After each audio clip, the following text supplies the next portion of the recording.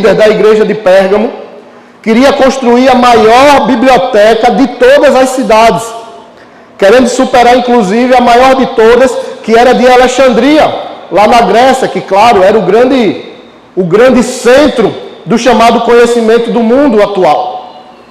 E o que é que o imperador lá de Pérgamo faz? Ele contrata o bibliotecário de Alexandria para vir para Pérgamo e ajudar ele a construir essa grande biblioteca. E juntos eles construíram uma biblioteca com mais de 200 mil exemplares. Irmãos, isso para a época era algo extraordinário. Uma biblioteca com mais de 200 mil exemplares, para tentar se tornar então o maior do que a própria Alexandria. O rei do Egito fica revoltado por causa desse cara que foi contratado de Alexandria para Pérgamo. E o que é que ele faz? Ele deixa de fornecer para Pérgamo o material que naquela época era utilizado para se escrever, fazer os registros, que era o papiro. O papiro era um material que era tirado de uma alga marinha, de uma planta que ficava dentro da água, e a partir daquela planta se tratava e ficava um papiro, que é como se fosse o papel da nossa época. Quem fornecia isso era o Egito, onde tinha muito mais papiro. Aí o rei do Egito fez assim, quer ter uma biblioteca maior que a minha? Você não vai ter papiro para isso não. Aí deixa de fornecer papiro para Pérgamo. O que é que então os líderes de Pérgamo fazem? Eles dizem assim, a gente tem que descobrir outra forma de escrever os textos. A gente tem que descobrir outro papel. E aí foi quando pela primeira vez na história deixaram de usar o papiro e fizeram um tratamento um tratamento específico em peles de animais. E essa pele de animal era tratada e ela ali se tornava um papel e ficou chamado como pergaminho. Então os pergaminhos que nós conhecemos, que é de onde nós temos os registros até mais recentes, vem exatamente dessa alternativa que a cidade de Pérgamo, por isso a associação da palavra, teve que fazer por causa de um impasse comercial com o Egito. Esse impasse comercial, porque o Egito não queria que Pérgamo construísse uma biblioteca tão grande quanto a Alexandria. Então o pergaminho vem exatamente da cidade de Pérgamo, foi quando pela primeira vez passaram a fazer papel a partir de peles de animais e não mais a utilização do papiro, que era fornecimento do próprio Egito. O Senhor se apresenta, e nós temos visto nas cartas, que o Senhor se apresenta de algumas formas. Na apresentação de Jesus, Ele tem usado para cada igreja algumas das suas características, que foram aquelas reveladas por João no capítulo 1. Quando João fala dos olhos, dos pés, do corpo de Jesus glorificado. Para Pérgamo, nós vemos no versículo 2 que Jesus se apresenta, essa é a mensagem daquele que tem a espada afiada dos dois lados. E por que Jesus se apresenta dessa forma? Porque nós vamos ver que na igreja de Pérgamo tinha pessoas que eram fiéis ao Senhor e tinham pessoas que estavam querendo ficar na igreja, mas envolvidas com o mundo.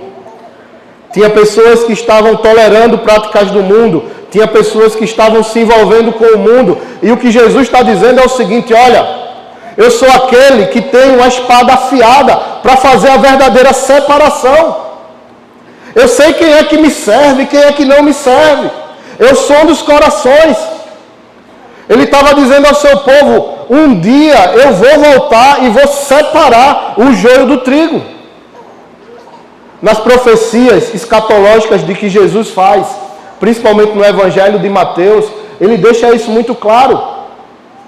Cada parábola que ele usa, ou cada palavra que ele traz, deixa claro quando ele diz, olha, uma parte do grupo estará na minha direita, uma parte estará na minha esquerda. Quando ele fala das 10 virgens, 5 preparadas, 5 despreparadas.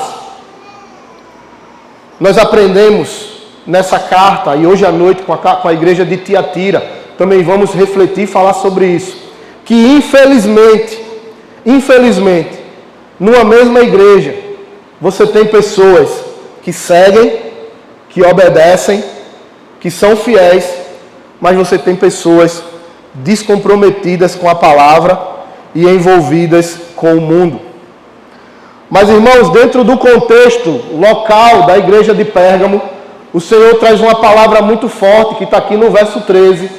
Conheço o lugar onde você vive, a cidade onde está o trono de Satanás. O Senhor sabia que o contexto que aquela igreja vivia era difícil. A cidade de Pérgamo era uma cidade altamente idólatra. E dentre os tantos deuses que havia no panteão daquela cidade, havia 3 deuses principais que muito provavelmente é o que caracterizava essa cidade como o trono de Satanás. Porque eram 3 deuses que levavam a cidade a adorar e deixar de reconhecer o verdadeiro Deus dentro dos seus principais atributos.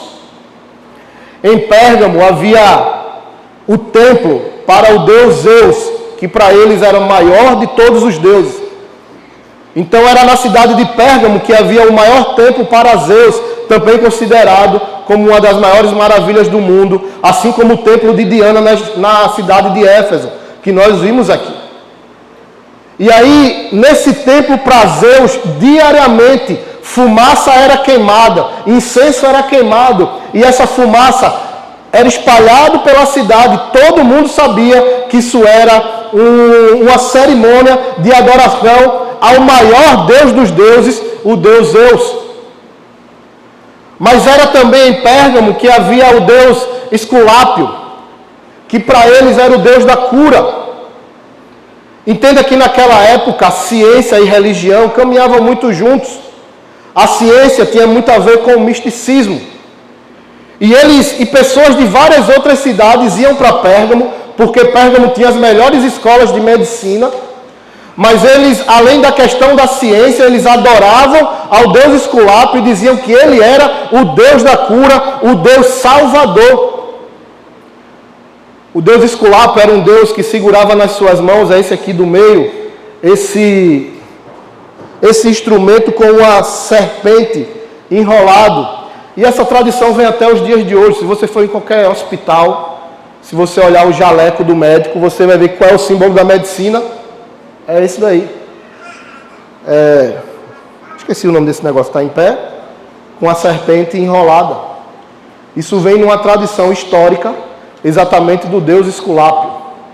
Né? Claro, não estou dizendo que todo médico que usa hoje está adorando esse Deus. Mas o símbolo da medicina ficou o instrumento que esse Deus trazia nas mãos. Olha aqui, ó, na mão dele, você está vendo aqui uma espécie desse tridente. Pronto. Quem é que tentou? Colocaram a luzinha aí, né? Obrigado, meu irmão. Aí foi Júnior. Você consegue ver aqui no meio que esse Deus, o Deus Esculápio, ele trazia isso nas mãos. E o que é que eles declaravam? Que esse Deus era o Deus Salvador. Esse Deus era o Deus da cura. Eles iam lá se tratar, ficavam bons e faziam então um culto de adoração a Esculápio. Não adoravam o verdadeiro Deus. Não reconheciam que era Cristo que os curava. Mas por fim, lá em Pérgamo, na cidade de Pérgamo, tinha o primeiro templo de adoração a um imperador vivo. Os templos eram feitos historicamente para adorar os imperadores depois que eles morriam, mas Pérgamo, pela fidelidade dela a Roma, ela faz um templo de adoração ao imperador Augusto, que estava vivo na época. E aí, uma vez por ano, havia um grande culto de adoração, onde toda a cidade era convocada e eles passavam horas, presta atenção, eles passavam horas declarando: César é o Senhor de Pérgamo. César é o Deus de Pérgamo. Você consegue entender porque Pérgamo é onde estava o trono de Satanás? Jesus Cristo estava esquecido para essas pessoas. O Deus verdadeiro estava esquecido. Eles estavam adorando a Deus e dizendo que Zeus era o maior dos deuses. Eles adoeciam, eram curados e eles diziam: quem nos curou foi Esculápio. Ele é o Deus da cura, ele é o nosso Salvador. Uma vez por semana, uma vez por ano, eles faziam uma grande celebração e declaravam que César, o imperador, é o Deus da cidade. César é o Senhor, César é Deus.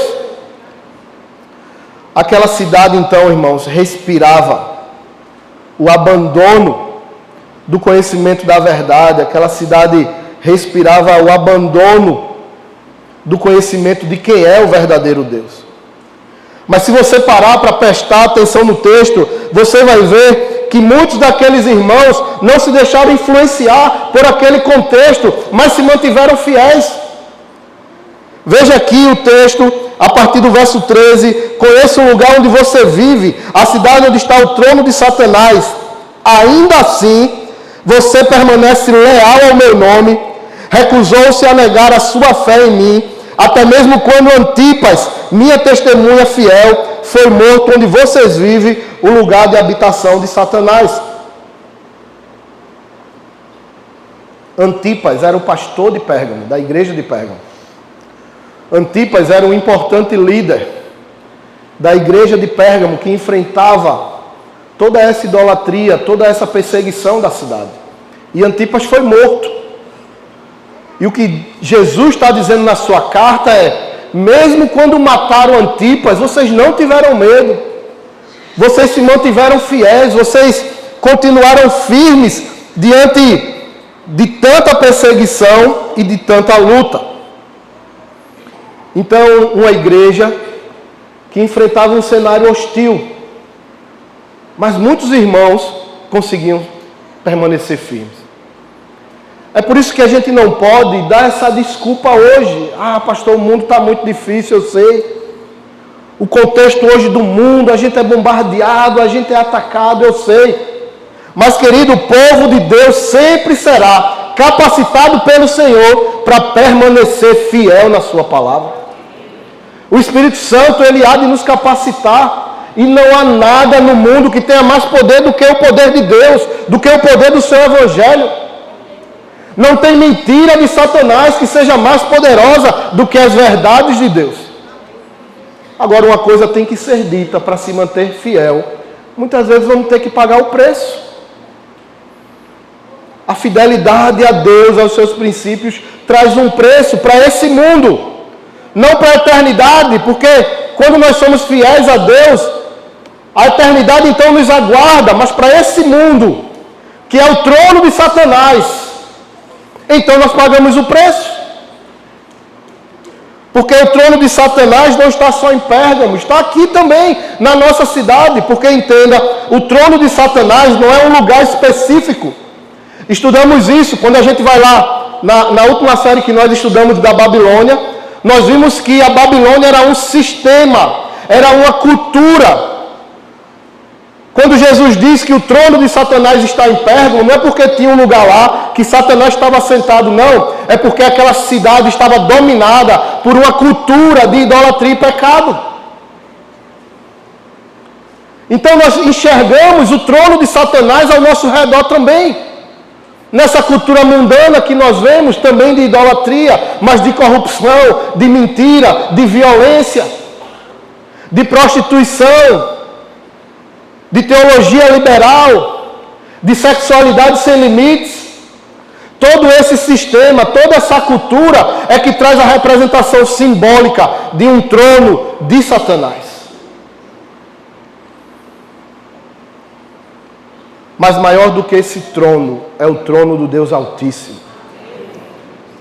Esse trono de Satanás traz sobre ele uma limitação. Satanás não faz o que Deus não deixar ele fazer.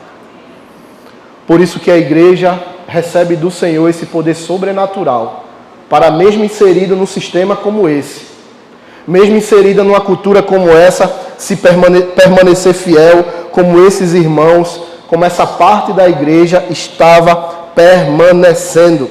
Ainda assim, você permanece leal ao meu nome, recusou-se a negar sua fé em mim, até mesmo quando Antipas, minha testemunha fiel, foi morto, onde vocês vivem, o lugar da habitação de Satanás. Mas como a maioria das cartas, tirando a carta de Esmirna, o Senhor sempre traz um porém, sempre traz um mais. Todavia, contudo, e é o que vai acontecer aqui no verso 14 e 15, que é quando Jesus vai dizer assim, olha, contudo, né? Você tolera em seu meio pessoas cujo ensino é semelhante ao de Balaão, e de igual modo há entre vocês alguns que seguem o ensino dos nicolaítas. Lembram dos nicolaítas? Falamos aqui sobre os nicolaítas ali na cidade de Éfeso. Não vou nem focar sobre os nicolaítas, que eram aqueles que pregavam que para Deus havia uma separação entre corpo e espírito. E Deus queria só o seu espírito. Então o que você faz com o seu corpo? Pode se prostituir, pode cair aí na gandaia, porque seu corpo, Deus não está interessado. Os nicolaítas pregavam isso. E tinha muitas pessoas achando que podiam então estar na igreja, dentro da conotação do espírito para Deus, e viver todos os prazeres do mundo associados ao seu corpo. Mas é interessante a palavra que Cristo usa aqui, quando ele diz, tenho contra vocês algumas coisas. Você tolera em seu meio pessoas cujo ensino é semelhante ao de Balaão. Se você for para o livro de Números, em casa você estuda, eu até faço referência do capítulo 22 ao capítulo 24, e você pode ver isso também no capítulo 31 de Números. O que foi que Balaão fez? Balaão era um profeta que aceitava dinheiro para fazer suas profecias. E o povo de Israel, ele estava naquela trajetória de conquista da terra prometida e já tinha vencido muitos outros povos. E diz o texto que o povo de Israel agora se coloca ali diante do exército de Midian, e os exércitos inimigos ficaram com medo, primeiro pelo tamanho do povo de Israel e pelas vitórias recentes que eles tinham tido. Aí Balaque, que era o rei que teria que lutar contra Israel, contrata o profeta Balaão para que Balaão profetizasse contra Israel. E ele vai lá e ele diz, Balaão, eu quero que você suba aqui no monte e você profetize dizendo que Israel vai perder. E se você fizer isso, eu vou dar dinheiro a você. E você vai ter muitas posses. E eu não vou entrar no detalhe, porque tem a parte até da jumenta, do anjo que ia matar. Mas no resumo, Deus não permite Balaão profetizar contra Israel. E todas as vezes que Balaão ia tentar profetizar que Israel ia perder, Balaão só profetizava a bênção e vitória sobre Israel. E o rei Balaque ficava revoltado, porque ele tinha contratado o cara para isso. E ali ele bota algumas vezes Balaão para profetizar contra Israel. E toda vez que Balaão ia falar, ele só profetizava vitória. Só que aí Balaão teve uma ideia. Ele muito provavelmente não queria perder o dinheiro de Balaque. E ele diz assim, Balaque, é o seguinte, eu não vou conseguir profetizar contra Israel, porque Deus não permite. Agora eu vou dar uma dica para você. Quer derrubar o povo de Israel? Faça o seguinte, pegue as mulheres aqui da sua terra e coloquem elas para se misturar com o povo. Coloquem elas para se relacionar com os homens, coloquem elas para fazer os cultos de adoração a Baal. Faça o povo de Israel se misturar com a cultura de vocês e dessa forma eles serão destruídos.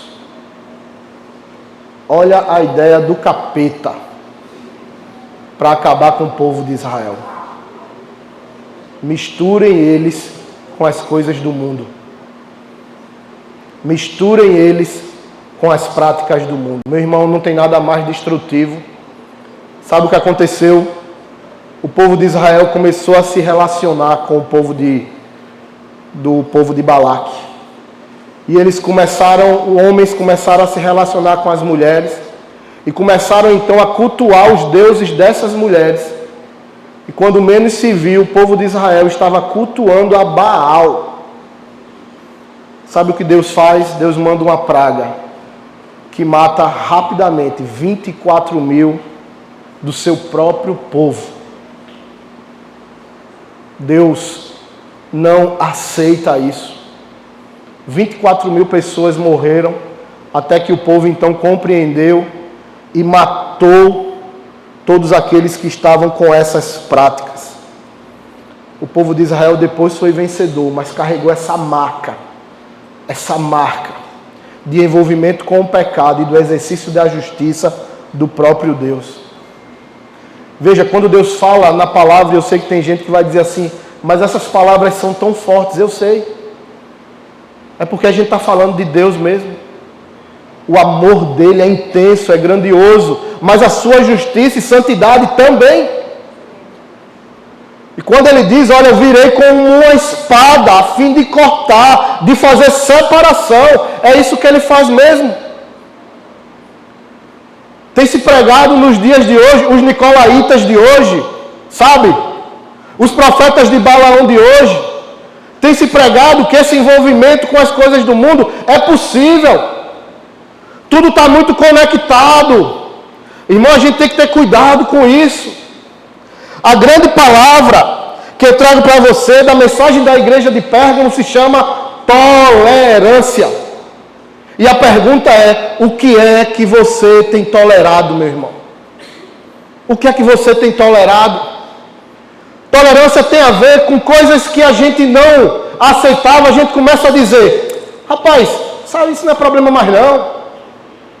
Coisas que nós não faríamos, a gente começa a achar normal. A tolerância tem a ver com uma ação passiva diante de ver o erro. É aquele que até diz assim, eu não faço, mas tem gente na igreja fazendo, a gente nem se preocupa em exortar o irmão. Não estou falando de sair acusando não, mas é de exortar, de confrontar ele com a palavra em amor. Havia pessoas na igreja de Pérgamo que estavam tolerando as coisas, que estavam tolerando o pecado, que estavam dizendo assim, isso é normal, vamos se meter nisso não. Precisamos ter cuidado com aquilo que passamos a tolerar na nossa vida. Com aquilo que passou a ser normal, com aquilo que através de uma influência mundana trouxe a mensagem de que seria possível, então, essa convivência. Ah, não, essa relação é possível, mas o nosso Deus é um Deus santo, e a palavra santo é separado. Se tem uma coisa que em toda a história Deus nunca aceitou, foi o envolvimento do povo dele com os outros povos. Porque toda vez que o povo de Israel se envolvia com os outros povos, começava a adorar outros deuses. Caíam na prostituição e caíam na idolatria. E por isso Deus nunca permitiu que isso acontecesse. Da mesma forma que Ele hoje não quer que a sua igreja se suje com o mundo. Porque essa igreja é santa, é imaculada. Mas nós temos vivido também um evangelho de tolerância, onde as coisas passam a ser normais. E parece que a gente consegue conviver hoje com o santo e com o profano normalmente. Não sei quem viu o prêmio Multishow dessa semana. Esse prêmio é bancado pela Rede Globo. Ele premia os músicos, os artistas. E tem lá o prêmio da música gospel.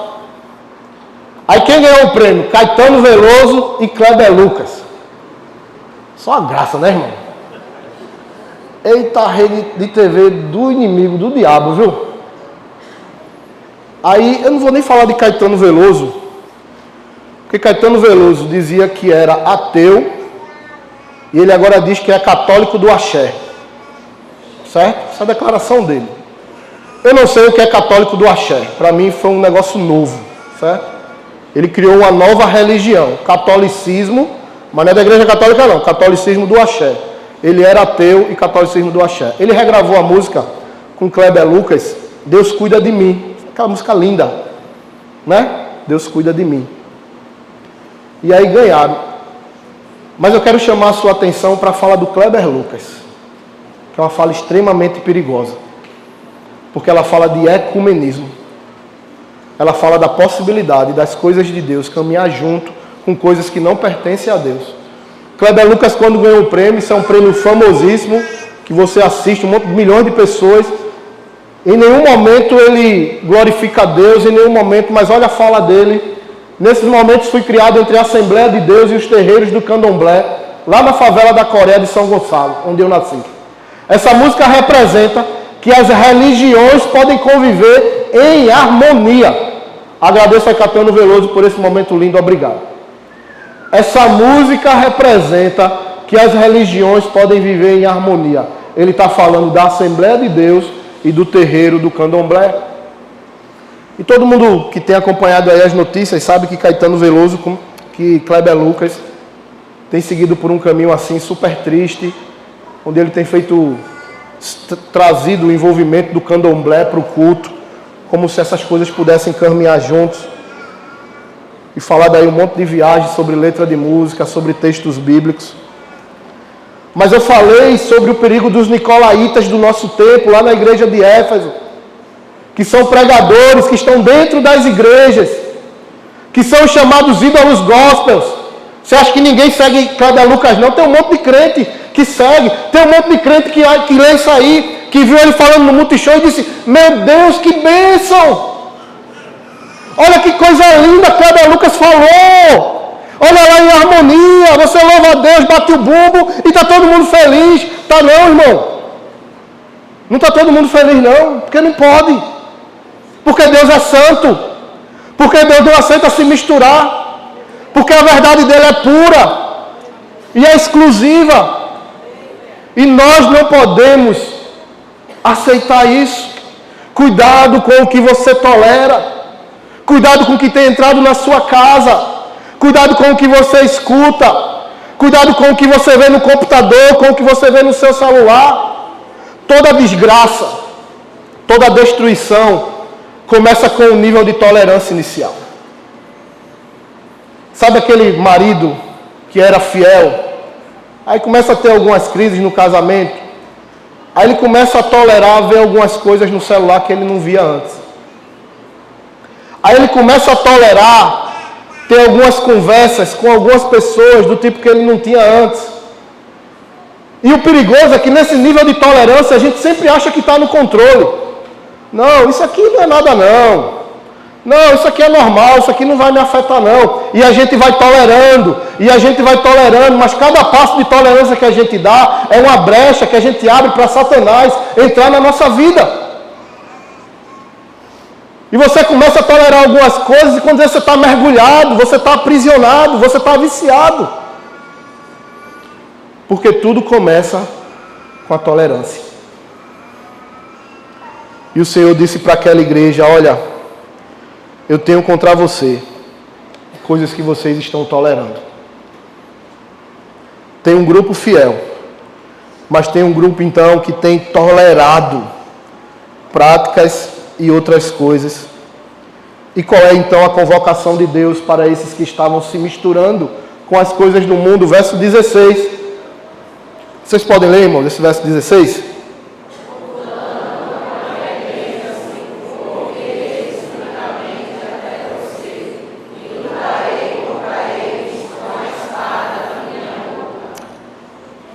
Palavra forte do Senhor. Mas ele diz: olha, eu estou dando a vocês a última chance. Arrependam-se. Eu volto a dizer, o livro do Apocalipse fala do juízo que Deus ia exercer no mundo. Mas antes de exercer esse juízo no mundo, Deus quer curar a sua igreja. Deus quer restaurar a sua igreja. Deus dá à sua igreja a última oportunidade, a chance então de restauração, de avivamento e, como ele mesmo diz, de arrependimento. Ouvirei subitamente até você e lutarei contra eles, queridos. Você já pensou ter Deus como inimigo? Aquela história, acho que é uma fala do pastor Renato Vargas, quando ele diz: se Deus é por nós, quem será contra nós? Mas a pergunta é: e se Deus for contra nós? O que será de cada um de nós? Às vezes Deus precisou exercer disciplina com o seu povo, mas onde talvez algumas pessoas usem esse texto para ver dureza, entenda, eu vejo amor. Porque um pai que quer o bem para o seu filho, pode ser que muitas vezes ele precise ser duro com esse filho. Muitas vezes ele precise disciplinar esse filho. Muitas vezes ele precisa corrigir, precisa deixar de castigo. Às vezes você vai com o seu filho com palavras de amor, com palavras de carinho, mas tem momentos, diante da rebeldia, da indisciplina, que você vai falar duro, que você vai falar mais forte, para ele compreender o senso de autoridade, para ele compreender que errou. Ele precisa entender que tem consequências, porque o pecado traz consequências. Mas eu tenho certeza, para você que é pai e é mãe aqui, todas as vezes que você precisou fazer isso, nunca lhe faltou amor no coração. Nunca. Às vezes você faz angustiado, porque você não queria, mas você faz. E por que você faz? Porque você ama. Então a correção do Senhor, a palavra do Senhor que vem para nos confrontar, entenda, é um pai que ama eu e você. E está dizendo assim, olha, não tolera mais isso na tua vida. Olha, não deixa mais isso entrar na tua vida. Não trata mais o erro, a mentira, a promiscuidade como uma coisa normal. Não trata mais. E o Senhor então diz, senão eu virei como uma espada. Lutarei contra eles com a espada da minha boca. Que nós vimos já lá no texto. É aquela espada de 2 gumes que provoca separação. Mas, e a gente precisa terminar, como toda carta, o Senhor traz uma palavra de consolo, o Senhor traz uma promessa eterna. Aqueles que permanecessem fiéis. E o que é que ele diz para a igreja de Pérgamo? Ao vitorioso, eu lhe darei do maná escondido. Irmãos, as adorações, a idolatria de Pérgamo, a adoração ao culto a Zeus, a adoração ao culto ao imperador Augusto, a adoração ao deus Esculápio, todos esses cultos eram recheados de grandes festas. Nessas festas tinham enormes banquetes, todas essas comidas eram sacrificadas a ídolos. E você vê isso quando Jesus fala da questão de Balaão, que estava fazendo aqui, verso 14, tenho contra vocês algumas queixas, você tolera em seu meio pessoas cujo ensino é semelhante ao de Balaão, que mostrou a Balaque como fazer o povo de Israel tropeçar. Ele os instigou a comer alimentos oferecidos a ídolos e praticar a imoralidade sexual, verso 14. Então o povo estava adorando esses outros deuses e participando dos banquetes de idolatria, comendo da comida sacrificada a ídolo. Nesses cultos pagãos, a prostituição tinha muito a ver com o culto lá, então eles se prostituíam, eles comiam dos banquetes. Até em alguns filmes que você vê da época, com os bacanais, você vê isso muito claro, muito misturado. E é por isso que Deus traz essa palavra, quando Ele diz assim, olha, aquele que escolher não comer dos banquetes do mundo, tem preparado para ele um banquete celestial. Aquele que permanecer fiel e não aceitar nas mesas para comer das comidas dos outros deuses, existe um maná escondido para ele. Sabe qual era o maná escondido? Se você for depois lá em Êxodo, quando o povo estava no deserto e cai o maná do céu, quando o maná acaba, Deus orientarão e ele pega um maná, coloca num vaso e coloca então na Arca da Aliança, que depois fica dentro do templo. Esse era o maná guardado, esse era o maná escondido, que representava a provisão de Deus em meio a um deserto.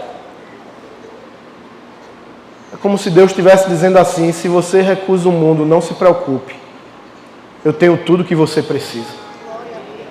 Se você recusa o alimento que o mundo quer te dar, Daniel fez isso. Daniel foi viver na Babilônia, mas Daniel sabia o que podia e o que não podia tolerar. E quando foi a hora de sentar na mesa do rei e comer com ele, isso significa comunhão e participação daquilo que o rei acredita. Daniel disse, não sento. Eu não sento, dessa comida eu não vou comer, porque a minha comida é diferente. Irmão, a gente não pode comer da comida que o mundo quer nos dar, dos banquetes que o mundo prepara.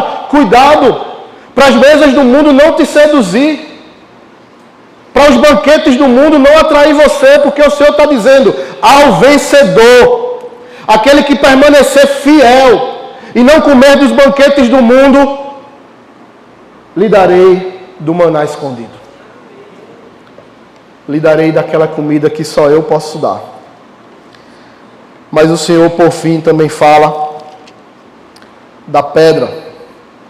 Também lhe darei uma pedra branca, e nela estará gravado um nome novo, que ninguém conhece, a não ser aquele que o recebe. Tem duas explicações históricas para essa pedra branca. Não há como afirmar com exatidão que simbolismo Jesus quis usar. Mas nessa época, a pedra branca poderia ser a entrada de uma grande festa. E isso estaria associado, inclusive, ao maná escondido. Os grandes banquetes feitos pelas famílias ricas eram entregues aos convidados uma pedrinha branca. E quando você chegava, então, você entregava essa pedra e você podia entrar. Jesus pode estar falando do grande banquete e ele nos dá a pedra branca, que será a entrada para o maná celestial, para o banquete que espera a sua igreja. Mas tinha outro contexto histórico da época da pedra branca, quando tinha os julgamentos das pessoas, e uma pessoa que estava lá sendo julgada, e havia o juiz, e havia ali as pessoas que estavam julgando, e todas elas ficavam com uma pedra escura e com uma pedra branca. E se o voto daquela pessoa fosse de que aquele que está sendo julgado é culpado, ele levantava a pedra escura. E se o voto dele era que aquela pessoa era inocente, ele levantava a pedra branca. E de acordo com o número de votos, o juiz, por fim, ou levantava a pedra escura, ou levantava a pedra branca. A pedra branca estava dizendo, você está inocentado. O Senhor pode ter usado essa pedra branca também, para dizer para mim e para você, seus pecados estão perdoados. Você será justificado.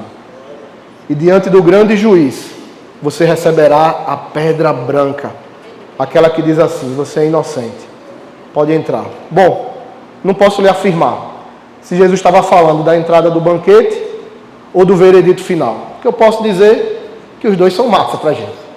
Pode ficar com qualquer um dos dois, ou faça feito eu, fique com as duas interpretações. Ao vitorioso, darei do maná escondido, também lhe darei uma pedra branca, e nela estará gravado um nome novo que ninguém conhece, a não ser aquele que o recebe. Amém, irmãos? Feche os seus olhos, por favor. As cartas de Apocalipse, elas são para mim e para você. E a palavra de hoje do Senhor é que Ele sabe onde nós estamos inseridos. O Senhor sabe onde está o trono de Satanás. O Senhor sabe da cultura de pecado que esse mundo tem colocado sobre nós. Mas Ele está dizendo assim, é possível ser fiel. É possível seguir firme. Mas para isso, igreja, povo de Deus, nós não podemos tolerar mais as coisas que temos tolerado. Eu convido você a nesse momento se colocar diante de Deus em oração e dizer assim, Senhor, me ajuda a não tolerar mais isso. Senhor, me ajuda a fechar a porta disso da minha casa, que isso não entre mais na minha casa. Senhor, eu não quero mais ver essas coisas, eu não quero mais fazer isso. Senhor, eu não quero mais tolerar a mentira, eu não quero mais tolerar o engano, eu não quero mais tolerar o medo. Que em nome de Jesus as nossas tolerâncias se acabem e que nós possamos viver exclusivamente aquilo que Deus tem como propósito para as nossas vidas. Vou chamar o pastor Diego aqui. Diego, pode fazer uma oração nesse momento?